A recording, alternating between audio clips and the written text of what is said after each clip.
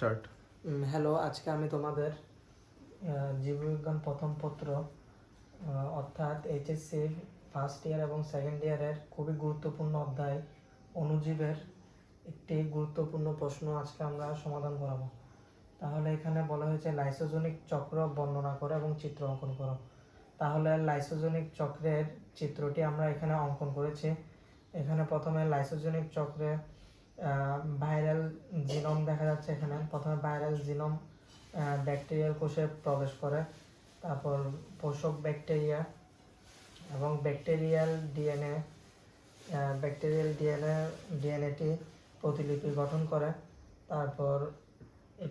তারপর ভাইরাসের ডিএনএ অনুপ্রবেশ করে। তারপর একটি প্রোফাজ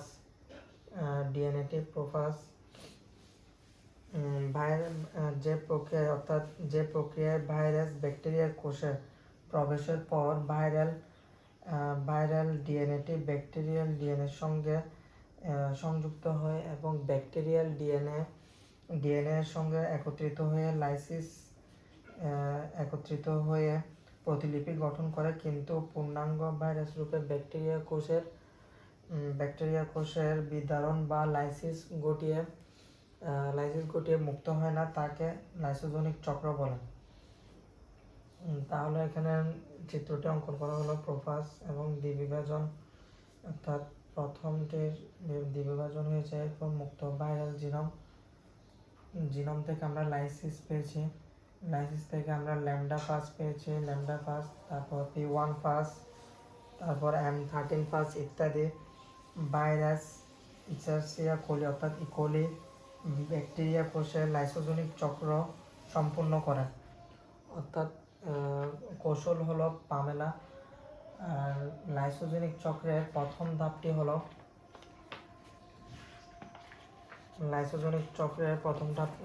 হলো পোষক ব্যাকটেরিয়ার সংযুক্তি বা ফার্স্ট ডিএনএ অনুপ্রবেশ। তাহলে এখানে আমরা লিখব লাইসোজেনিক চক্রের প্রথম ধাপটি হলো পোষক ব্যাকটেরিয়ার অনুপ্রবেশ,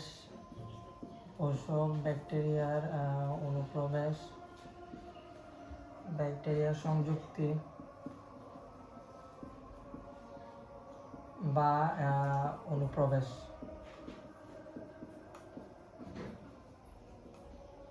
তাহলে লাইসোজেনিক চক্রের প্রথম ধাপটি হলো পোষক ব্যাকটেরিয়ার সংযুক্তি বা অনুপ্রবেশ।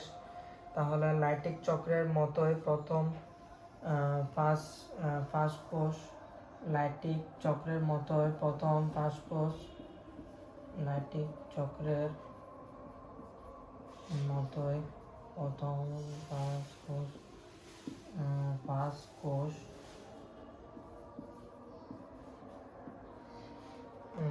ফাঁস ভাইরাস কোষ প্রাচীরকে ছিদ্র করে ডিএনএ অণুকে কোষ প্রাচীরকে ছিদ্র করে এবং ডিএনএ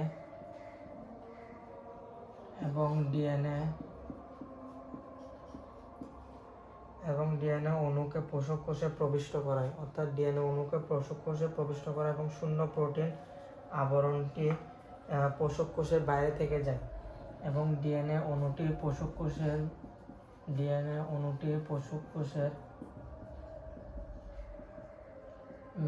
ভিতরে প্রবেশ করে এবং শূন্য কোষ প্রাচীরটি পোষক কোষের বাইরে থেকে যায়। শূন্য কোষ প্রাচীরটি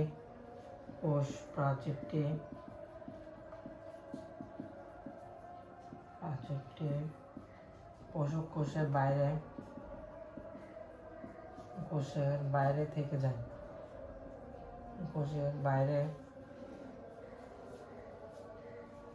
শূন্য কোষ প্রাচীরটি পোষক কোষের বাইরে থেকে যায়।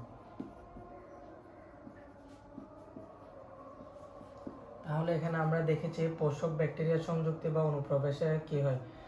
লাইটিক চক্রের মতোই ফার্স্ট ভাইরাস কোষটি কোষ প্রাচীর ছিদ্র করে এবং ডিএনএ অণুটি পোষক কোষের ভিতরে প্রবেশ করে এবং শূন্য কোষ প্রাচীরটি পোষক কোষের বাইরে থেকে যায়।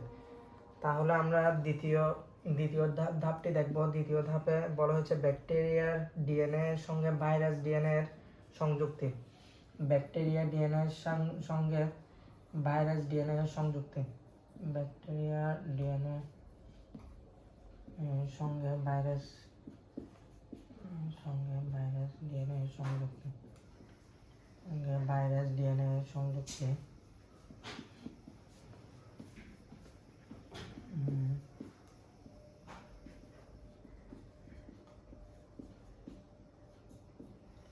ব্যাকটেরিয়ার ডিএনএর সঙ্গে ভাইরাস ডিএনএর সংযুক্তি হলো প্রথম ধাপটি হলো intact bacterial DNA. Intact bacterial DNA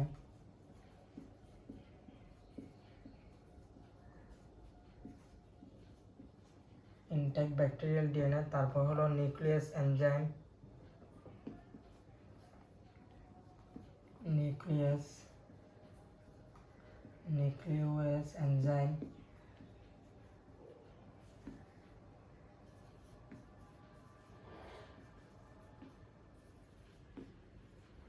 তারপর হলো কর্তনকৃত নিউক্লিয়াস এনজাইম, তারপর কর্তনকৃত ব্যাকটেরিয়াল ডিএনএ, তারপর ইন্টিগ্রেস এনজাইম। কর্তনকৃত ব্যাকটেরিয়াল ডিএনএ, কর্তনকৃত ব্যাকটেরিয়াল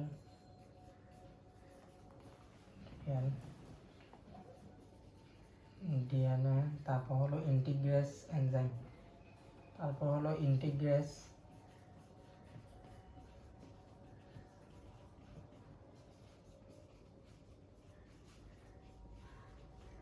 এনজাইম। অর্থাৎ ব্যাকটেরিয়াল ডিএনএ এর সঙ্গে ভাইরাস ডিএনএ সংযুক্তিতে দেখেছি প্রথমে ইনট্যাক্ট ব্যাকটেরিয়াল ডিএনএ থেকে কর্তনকৃত ব্যাকটেরিয়াল ডিএনএ তে প্রবেশ করবে, তারপর ইন্টিগ্রেস এনজাইম। অর্থাৎ এই কাটা স্থানে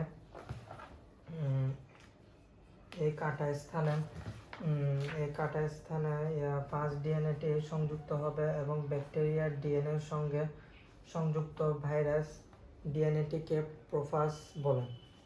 অর্থাৎ এটি ব্যাকটেরিয়ার সুপ্ত অবস্থায় থাকবে। ফার্স্ট ডিএনএ সহ ইকোলি ব্যাকটেরিয়ার দ্বিবিভাজন প্রক্রিয়ায় সংখ্যা বৃদ্ধি বা বংশবৃদ্ধি করতে থাকে।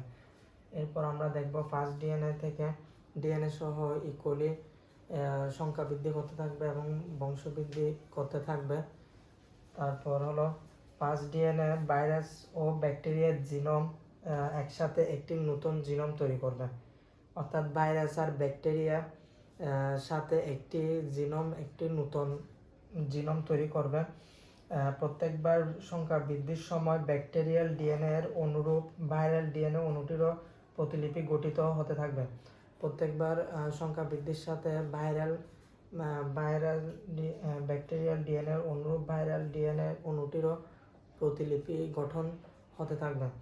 তারপর এভাবে প্রতিটি অপত্য ব্যাকটেরিয়ার ভাইরাস ডিএনএ এর একটি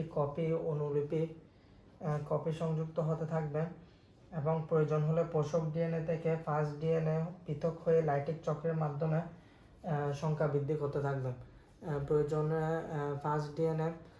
ফার্স্ট ডিএনএ থেকে পোষক কোষের ডিএনএ পোষক ডিএনএ থেকে ফার্স্ট ডিএনএ কোষের লাইটিক চক্রের মাধ্যমে সংখ্যা বৃদ্ধি হতে থাকবে। তাহলে এখানে আমরা প্রথমে দেখেছি পোষক ব্যাকটেরিয়া সংযুক্তি বা অনুপ্রবেশ, অর্থাৎ লাইটিক চক্রের মতোই ফার্স্ট কোষ প্রাচীর ছিদ্র করে এবং ডিএনএ অণুটি পোষক ব্যাকটেরিয়ার ভিতরে প্রবেশ করে এবং শূন্য কোষ প্রাচীরটি পোষক কোষের বাইরে থেকে যায়।